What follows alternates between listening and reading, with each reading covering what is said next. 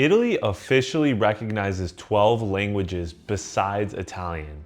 And most people in the Italian diaspora don't even know most of them. One of these languages may have been in your family tree within the last few hundred years. Today we're going to focus on Sardinian, a language so distinct that the Italian government classifies it as a language, not a dialect. Sardinia is an island off Italy's west coast with around 1.6 million inhabitants. It has very isolated geography, especially in the middle parts of the island with mountains and rugged terrain, which kept away a lot of outside influence for centuries. More of that influence appeared on the coastal cities and regions. Romans came and then they left, and the language didn't change that much because isolation really matters when we're talking about languages. Then there was nearly 400 years of Spanish rule. So the island has seen different cultures enter.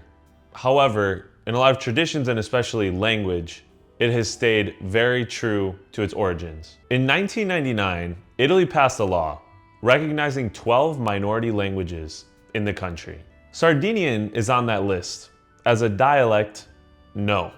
But as a language. Many people get confused between what is a dialect and what is a language. And I myself sometimes use the term dialect incorrectly. Dialect is a form of a specific language versus the regional language, such as Sardinian, is a completely separate language. So, for example, Italian is a language that came from Latin roots. So is Sardinian.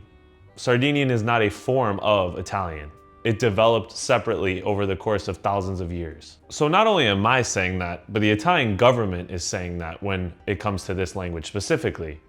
Besides Sardinian, there are 11 other minority languages: Albanian, Catalan, German, Greco, Slovene, Croatian, French, Franco-Provençal, Friulian, Ladin, and Occitan, which I could touch on in further videos. But let's get back to Sardinian. What makes it so unique?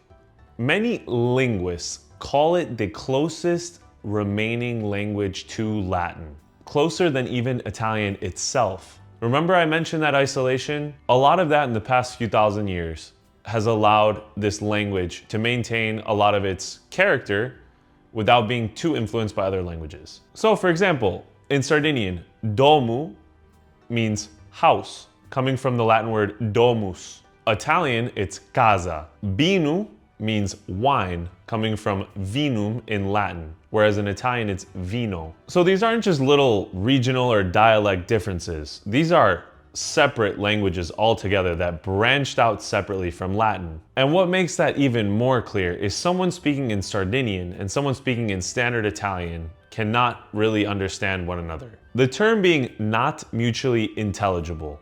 So these are clearly separate languages because one side cannot understand the other. And one other fun fact from the island of Sardinia, there's an area in Sardinia called Alghero, which still has a Catalan-speaking community from the Catalan settlements from hundreds of years ago. So linguistically, the island isn't one size fits all, but we're speaking specifically about the Sardinian language here. So then there's the identity question, which is something super common in the Italian peninsula. Are you from a town, a region, or from Italy? You can get different answers based on who you ask from specific regions. And I feel like the islands like Sicily and Sardinia are much more prideful about their regional identity than even their national identity. So most people that you will talk to, for example, that I have from Sardinia, always mention they're Sardinian before Italian, similar to Sicilians who do the same thing. There's always been the question of autonomy and independence due to the difference in culture and obviously in language. Sardinian is taught in some schools along with other regional languages in Italy and around the world. There's a push for younger people to maintain the language of their ancestors and not lose those very rare and specific regional languages. Unfortunately, only about 500,000 speakers still exist, putting this language genuinely at risk. UNESCO classifies it as an endangered language. So unless measures are taken to protect it, it may be gone in the next few generations. Although Sardinia was not a region that many people emigrated from, there were clear emigration patterns from this island to places like the United States, Argentina, and Australia in small numbers, but they were there. There are people in the diaspora with Sardinian roots that might not know the history of the island or even the history of this language that made up a huge part of their ancestors' identity and life. If we lose a language like this or any other regional languages, a lot of us in the diaspora, and even people specifically living in the area, living in Sardinia, are losing a huge connection to the past and a huge connection to their culture, their identity, and their history. A lot of languages have been lost over the course of immigration patterns, colonization, and different aspects of history. But I wonder what it would look like losing one of these specific regional languages in Italy, or all of them, exchanging them for just standard Italian. If your family is from Sardinia and you've ever heard Sardu spoken, I want to know. Drop it in the comments below. Give me a little bit of information on your family and your history and the language, because I don't know that much of it.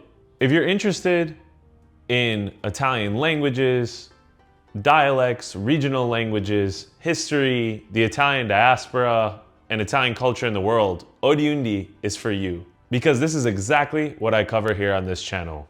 Don't forget to hit the subscribe button to learn more about this wonderful culture that has spread around the world from just one peninsula and a few islands. Ciao for now, e alla prossima.